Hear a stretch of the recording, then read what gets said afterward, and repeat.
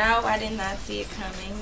I was getting ready for my prom, getting out the shower, and I got a call from Jay Brown, who works for Jay-Z, and he just told me, it was a nice run, kiddo, but, gotta let you go.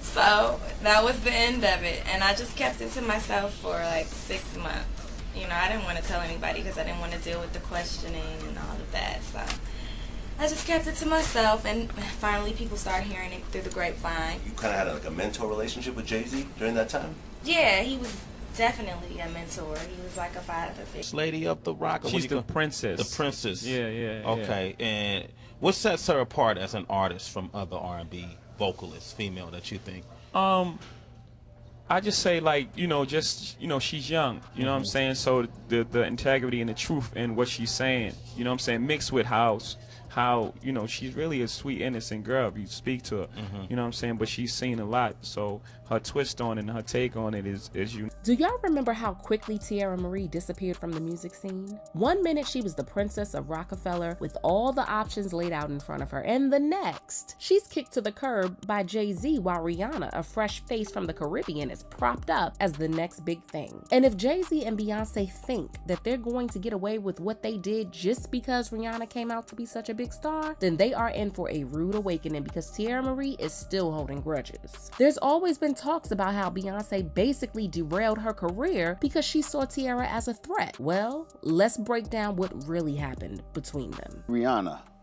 and we had a showcase, and at the showcase there were 2 artists performing. Her name is Teairra Marie, and she's a really sweet girl, and the truth is I was paying a little more attention to her than I was to Rihanna.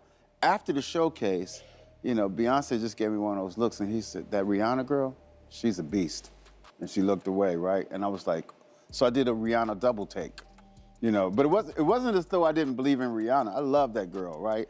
But I paid a little more attention when Beyonce said that. One thing folks have been saying is that there's nothing like a morally upright billionaire because they must have stepped on some people's heads to achieve so much. And the way that Jay-Z and Beyonce moved, especially in the early 2000s, keeps proving that they ain't all the way straight up. Soon after she turned 16, Teairra Marie was put in the spotlight after she got signed to Def Jam by L.A. Reid. Teairra's mentor, Big Mike of Kiss Productions, had shopped her demo to a few music execs, and the minute L.A. Reid heard her sing, he thought that she was going to be the next big star. Even Def Jam's A&R exec, Shakir Stewart, was so impressed with her that he said, quote, Teairra was a star when she walked into the room. She captured the room when she did her audition. We fell in love with her from day one, end quote. Teairra was young, pretty, and had this urban look that both L.A. Reid and Jay-Z believed would make her a standout in the market. And when she released her debut single, Make Her Feel Good, it did insane numbers. Jay-Z knew that he had just struck gold with this one. They started calling her Princess of Rock, took her to public events, and Jay-Z co-signed her and basically made it clear to all that Teairra was someone to look out for. Even when Rihanna came onto the scene and was eager to prove herself, the execs were not really checking for her like that because they believed that it was Teairra that was going to be the bigger star. Rihanna already had a hit with Pon de Replay, but the label still focused most of their resources on Teairra Marie, while Rihanna was basically left to fend for herself. But all it took was a few words from Beyonce to turn this whole situation on its head. Beyonce was already Jay-Z's girlfriend at the time, and she was also a huge star because of her success from her debut album Dangerously in Love. That album dominated the radio, and let's not forget that Destiny's Child was popular and massively successful as well. So anything that Beyonce said about an artist, especially in the R&B space, carried some heavy weight. According to L.A. Reid, they had an in-house company showcase and Beyonce just so happened to be there. After the girls were done performing, Beyonce approached Reid and simply told him that Rihanna was a beast. She didn't say or do too much, but that was enough to push Rihanna to the forefront. Rihanna and Beyonce were never friends. Even now, they are more like frenemies than anything else because many have always wondered why Rihanna and Beyonce never did a song together when Rihanna was signed by Jay-Z. As soon as Riri started getting pushed by Def Jam and got a co-sign from Jay, Rihanna started singing Beyonce's praises, saying that every artist should be like her. But I'm guessing that she did all of that because she knew Def Jam didn't start paying attention to her out of nowhere. I'm a big fan of Beyonce.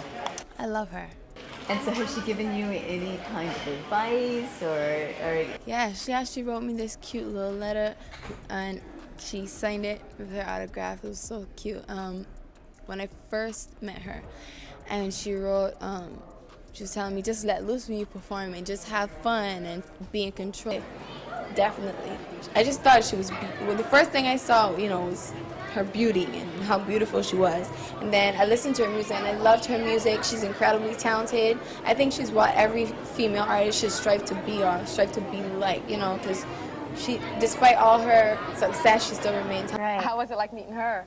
I could not speak. Really? Really. That's someone I really looked up to for a long time. And it was after one of my showcases, and he was introducing me to everyone from the label. Then he finally said, okay, one more person. And there she was. And I could not speak. And she gave you some advice? Yes, she did. She just told me to, you know, when I get on stage, let loose, have fun, and be in control. Yeah, and don't be afraid to let it go. No. Because you know she'd be like, what? You know how she does it. But according to Teairra Marie, pushing Rihanna to the front of the line at Def Jam was one of the worst mistakes Beyonce could have ever made. Just like L.A. Reid, Beyonce knew that Teairra was very talented, and that was the problem. According to several theories and reports, Beyonce saw that Teairra was going to be a problem for her brand in the future because Teairra had the same sound as her. So she decided to cut it from the root before it became too messy. What happened was I got dropped from Rockefeller on my prom day. Oh. You know, they didn't ready know. for the prom? Yeah, honey, getting ready. I was putting lotion on my legs, got a phone call, ring. Hey, yeah, we're gonna be letting you go. I was like, oh.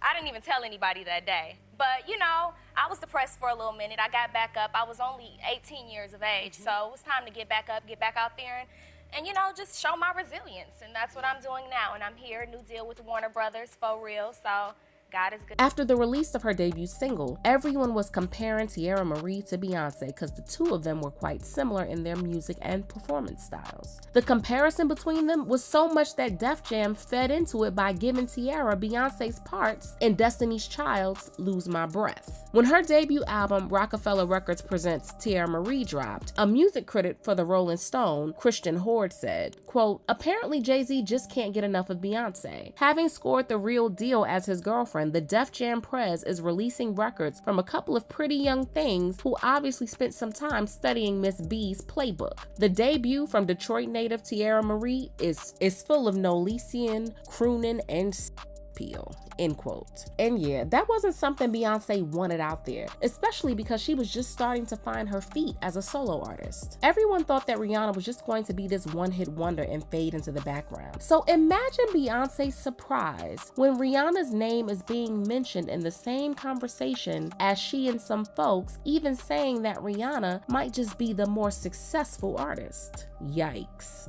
And it didn't help that Rihanna and Jay-Z were getting too cozy with each other, because you can't even count how many times that man has stepped down on his wife. This whole thing with Rihanna and Beyonce got so bad that at the title press conference, an insider said, quote, the title press conference was awkward to begin with. Trying to fit all the inflated egos of Nicki Minaj, Madonna, and Kanye on stage was difficult, but Beyonce and Rihanna made things worse. They refused to stand next to each other or speak with each other. Handlers and coordinators went through great lengths to keep the divas happy. The whole show was carefully choreographed, and these two almost had nothing to do with each other, end quote. But in all their games and music politics, the one who truly got hurt was Teairra Marie. She found out that she got dropped when she was preparing for prom. She had always considered Jay-Z as a father figure, and Beyonce and Rihanna were like family to her as well. So for Jay-Z to not even address her one time before dropping her cut her deep, and showed her for the first time there's really no loyalty in the music industry.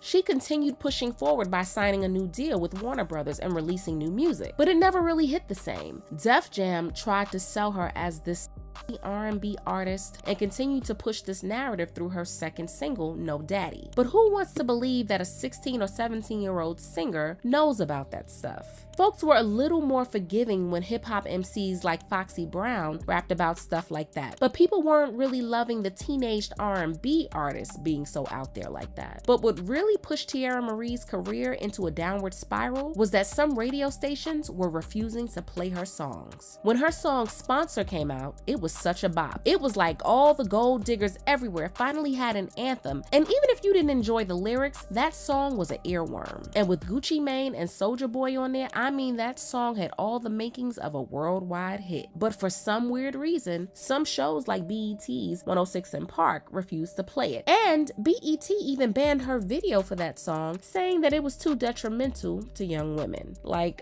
really? Of all the songs they have to play, Teairra's song was the one that they suddenly had issues with?